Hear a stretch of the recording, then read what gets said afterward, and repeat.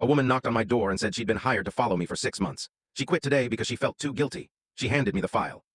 Her name was Petra. She was on my doorstep at 7 p.m. holding a manila folder against her chest like a shield, and the first thing she said was, "I want you to know I almost didn't come." She was a private investigator. 8 months ago, she'd been hired to conduct surveillance on me, follow my patterns, document my movements, photograph who I spent time with. She handed me the folder and waited on the doorstep while I opened it.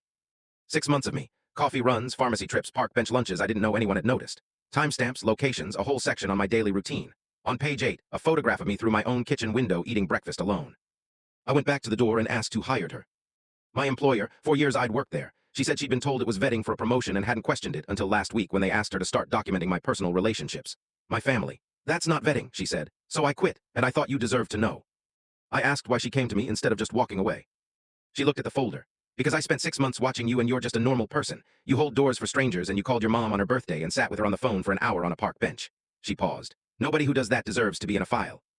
I called a lawyer that night. The situation is ongoing, so I won't say more than that. What I will say is I no longer work there, and Petra testified on my behalf without hesitating. I still have the folder. My lawyer says keep it for documentation.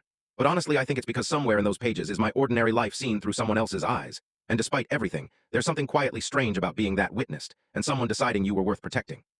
Not the way I'd have chosen, but still,